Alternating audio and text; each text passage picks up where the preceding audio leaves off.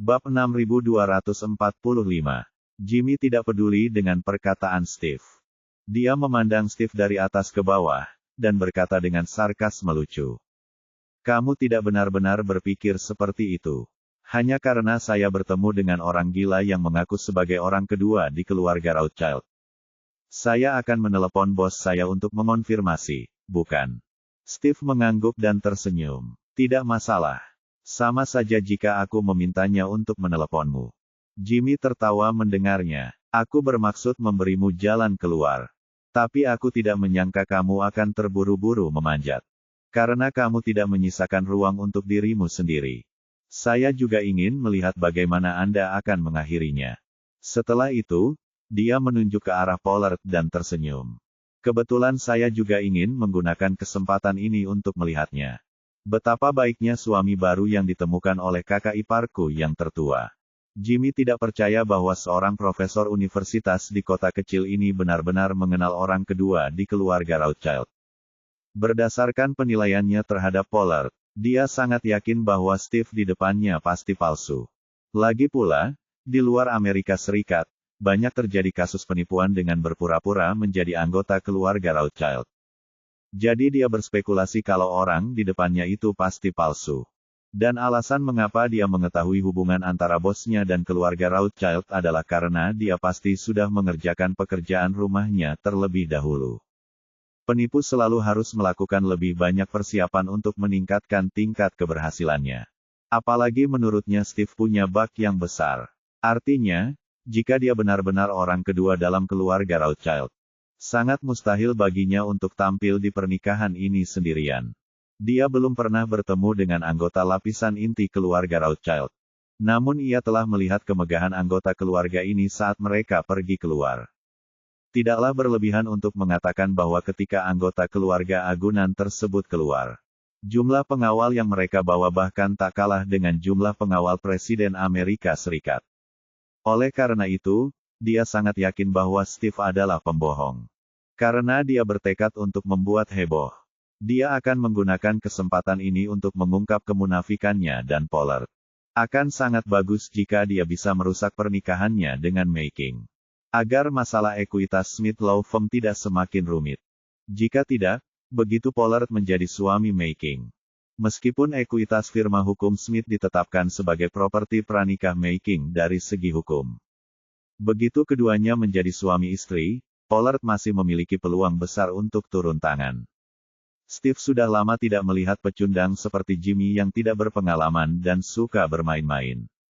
Yang membuatnya merasa penasaran seperti organisme tingkat tinggi menemukan organisme baru yang lebih rendah. Sebagai pewaris keluarga Rothschild, dia telah berada di posisi teratas di semua kelas sosial sejak dia masih kecil.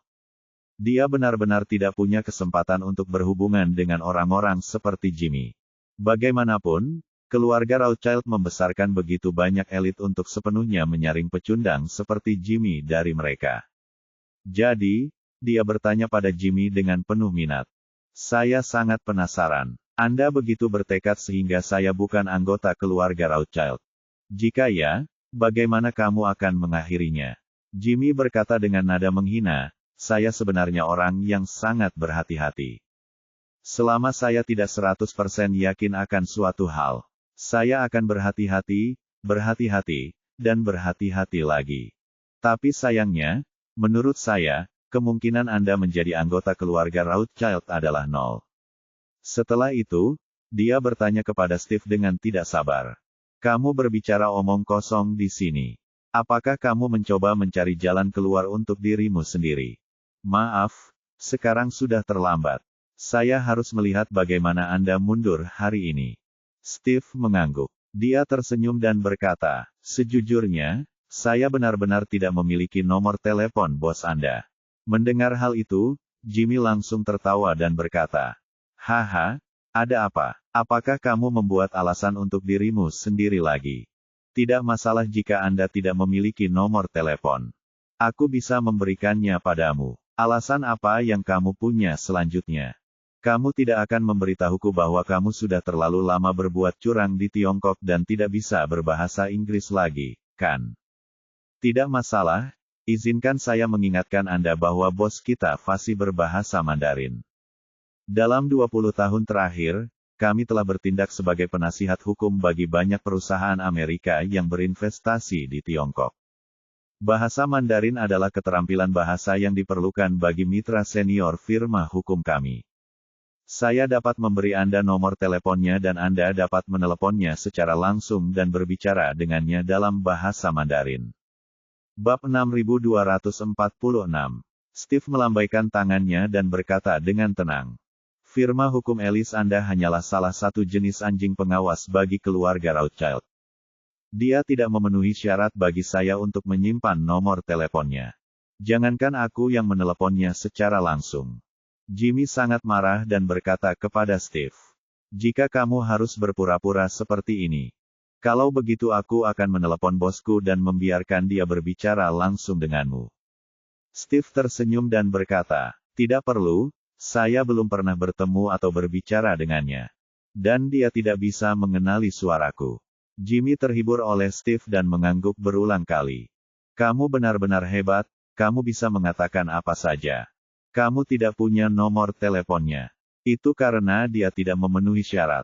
Anda tidak ingin memanggilnya, itu juga karena dia tidak memenuhi syarat. Aku meneleponmu, dan kamu bilang dia tidak bisa mengenali suaramu. Jadi, bagaimana kamu mengatasi masalah ini? Kamu bilang kamu seorang Rothschild.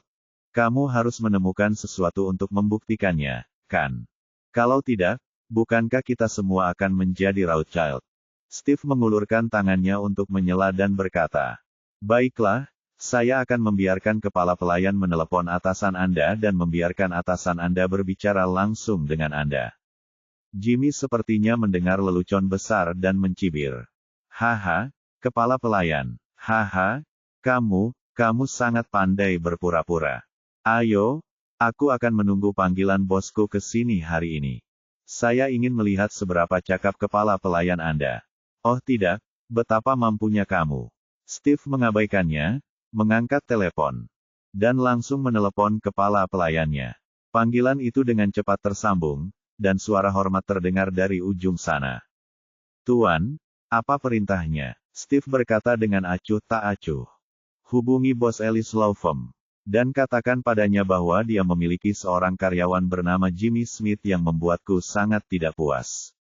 Jika karyawan ini tidak ditangani dengan benar, dia dan firma hukumnya tidak lagi memiliki hubungan apapun dengan keluarga Rothschild. Pihak lain segera berkata, mohon tunggu, saya akan meneleponnya sekarang. Steve tidak berbicara, tetapi langsung menutup telepon dan berkata kepada Jimmy. Ingat, inilah yang kamu perjuangkan untuk dirimu sendiri. Jimmy tidak percaya setiap kata yang diucapkannya. Tapi hanya mencibir dengan jijik. Saya adalah 10 besar partner senior di Ellis dan merupakan tulang punggung mutlak. Saya memiliki kesempatan untuk dipromosikan menjadi dewan direksi pada akhir tahun. Kamu bilang kamu bisa menyingkirkanku. Steve mengangguk, jika bos Ellis tidak menyingkirkanmu. Kalau begitu aku akan menyingkirkannya. Jimmy akan terus mengejek. Tapi teleponnya tiba-tiba bergetar. Dia mengambilnya dan tertegun. Karena orang yang meneleponnya bukanlah orang lain. Tapi bosnya. Dia melihat ponselnya, lalu menatap Steve. Merasa sedikit bingung. Dia tidak yakin apakah ini kebetulan atau pihak lain benar-benar memiliki kemampuan ini. Steve melihatnya berdiri di sana, melihat ke atas dan ke bawah, dengan telepon masih berdengung. Jadi dia tersenyum dan mengingatkannya. Cepat angkat teleponnya, bosmu khawatir.